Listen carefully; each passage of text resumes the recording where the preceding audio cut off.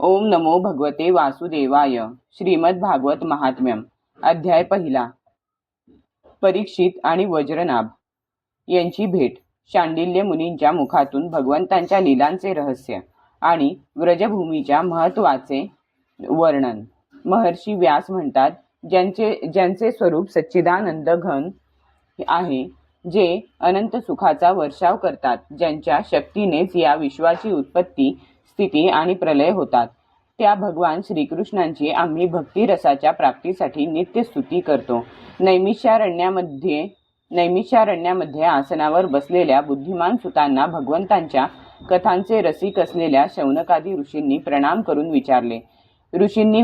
श्री मथुरा मंडलात अनिरुद्धपुत्र वज्रनाम आणि हस्तिनापुरामध्ये आपला नातू परीक्षित यांना राज्याभिषेक करून जेव्हा युधिष्ठिर हिमालयात निघून गेला, तेव्हा त्या दोघांनी कोणकोणती कार्ये कशी केली. सूत म्हणाले, भगवान नारायण, नरोत्तम, नर, देवी सरस्वती आणि महर्षी व्यासांना नमस्कार करून जय ग्रंथाचे पठन करावे. ब्रह्मर्षींनो, धर्मराज महाप्रस्थानाला गेला, तेव्हा सम्राट परीक्षित एके दिवशी वज्रनाभाला भेटण्यासाठी मथुरेला गेला. पित्या समान असणारा परीक्षित भेटण्यासाठी आल्याचे पाहून वज्रनाभाचे हृदय प्रेमाने भरून आले. त्याने त्याचे स्वागत करून व त्याला नमस्कार करून मोठ्या प्रेमाने आपल्या महालात आणले. ज्याचे मन नेहमी श्रीकृष्णांच्या ठायी रममान झाले होते, त्या वीर परीक्षिताने वज्रनाभाला आलिंगन देऊन अंतःपुरात जाऊन श्रीकृष्णांच्या रोहिणी इत्यादी पत्न्यांना नमस्कार केला. सम्राट परीक्षिताचा त्यांनी खूप सन्मान केला. विश्रांती घेतल्यानंतर आरामात बसून तो वज्रनाभाला म्हणाला. परीक्षित म्हणाला, हे वज्रनाभा, तुझे वडील आणि आजोबा यांनी माझे वडील आणि आजोबांना मोठमोठ्या संकटातून वाचवले. माझे रक्षणही त्यांनीच केले. प्रिय वज्रनाभा, मी कितीही चांगल्या गोष्टी केल्या तरी त्यांच्या उपकारांची परतफेड होऊ शकणार नाही. म्हणून मी तुला विनंती करतो की तू खुशाल राज्यकारभारात माझी मदत घे. तुला खजिन्याची, सैन्याची किंवा शत्रूंना धाकात ठेवणे इत्यादींची जरा सुद्धा काळजी करण्याचे कारण नाही. या बाबतीत मी तुला सहाय्य करीन. तू फक्त माझ्या या मातांची चांगल्या तऱ्हेने सेवा कर. तुला काही अडचण आली तर मला सांग, मी ती दूर करीन. हे ऐकून वज्रनाभ अतिशय प्रसन्न होऊन त्याला म्हणाला. वज्रनाभ म्हणाला, महाराज, आपण मला जे काही सांगितले ते आपणास साजेसेच आहे. मला धनुर्विद्या शिकवून आपल्या वडिलांनी सुद्धा माझ्यावर मोठेच उपकार केले आहेत. मी क्षत्रियाला योग्य अशा शौर्याने चांगल्या रीतीने संपन्न असल्यामुळे मला कोणत्याही गोष्टीची किंचित सुद्धा काळजी वाटत नाही. मला फक्त एकाच गोष्टीची मोठी चिंता आहे. त्यासंबंधी आपण काहीसा विचार करावा. माझा मथुरेच्या राज्यावर राज्याभिषेक झाला असला तरी मी निर्जन वनातच राहत आहे. येथील प्रजा कोठे निघून गेली याविषयी मला काहीच माहीत नाही. प्रजा असेल तरच राजाचे सुख असते ना. वज्रनाभाने परीक्षिताला असे म्हटल्यावर वज्रनाभाच्या शंकेचे निरसन करण्यासाठी त्याने नंदादिकांचे पुरोहित महर्षी शांडिल्य यांना बोलाविले. तेव्हा शांडिल्य पर्णकुटीतून बाहेर पडून ताबडतोब तेथे येऊन पोहोचला. वज्रनाभाने त्यांचा विधीपूर्वक सत्कार केला. नंतर ते उच्चासनावर विराजमान झाले. वज्रनाभाचे म्हणणे परीक्षिताने त्यांना सांगितले. तेव्हा अत्यंत प्रसन्नतेने महर्षी शांडिल्य त्यांचे सांत्वन करीत म्हणू लागले. शांडिल्य म्हणाले, वज्रभूमीचे रहस्य मी तुम्हाला सांगतो, लक्षपूर्वक ऐका. वज्र शब्दाचा अर्थ व्याप्ती असा आहे. या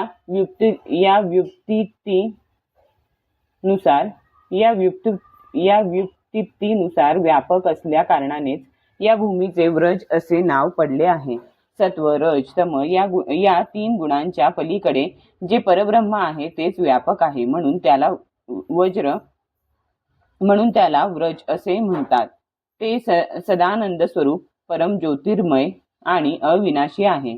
मुक्तांचे तेच स्थान आहे. या व्रजधामामध्ये नंदनंदन भगवान श्रीकृष्णांचा निवास आहे. त्यांचा श्रीविग्रह सच्चिदानंद स्वरूप आहे. ते आत्माराम आणि आत्मकाम आहेत. प्रेमरसात बुडालेले रसिक जनच त्यांचा अनुभव घेतात. भगवान श्रीकृष्णांची आत्मा आहे राधिका. तिच्याशी रममाण होत असल्या कारणानेच हे रहस्य जाणणारे ज्ञानी त्यांना आत्माराम म्हणतात.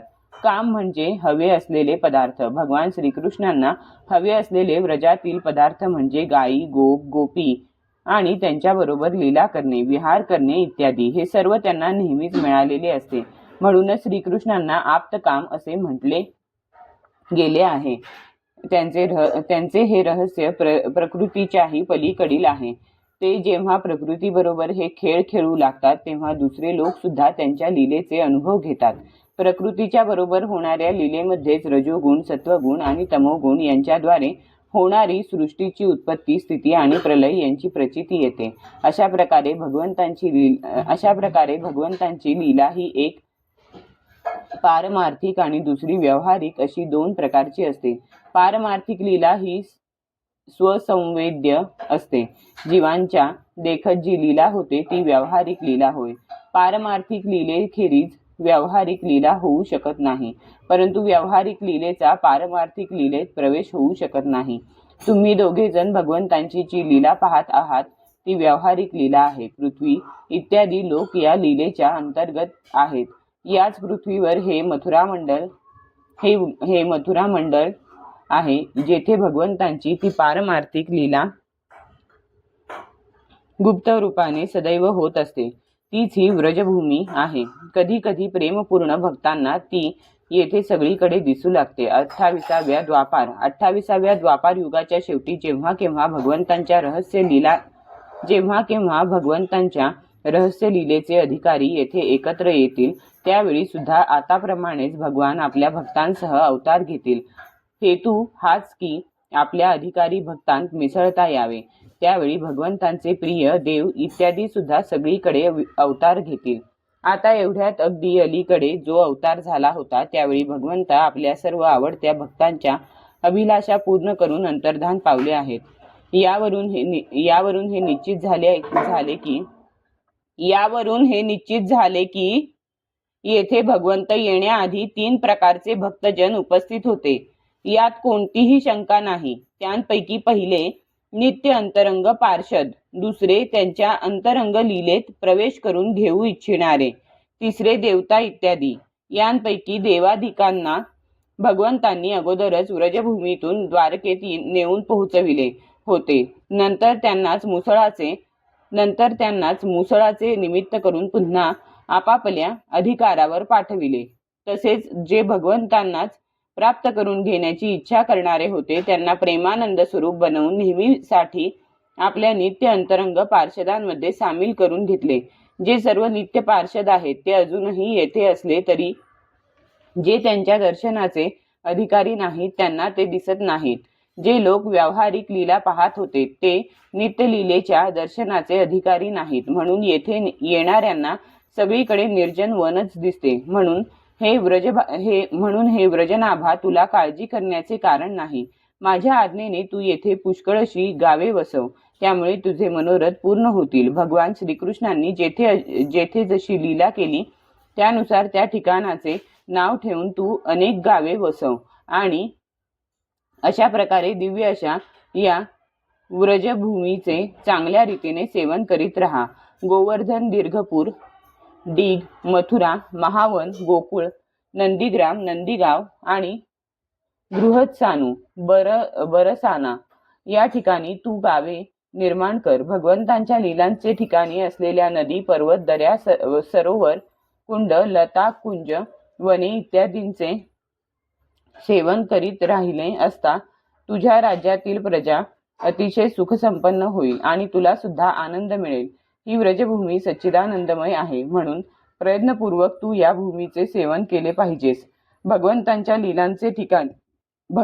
लीलांचे ठिकाणी माझ्या कृपेने तुझ्या लक्षात येऊत. हे व्रजनाभा, या व्रजभूमीचे सेवन करीत राहिल्याने तुला उद्धव भेटतील.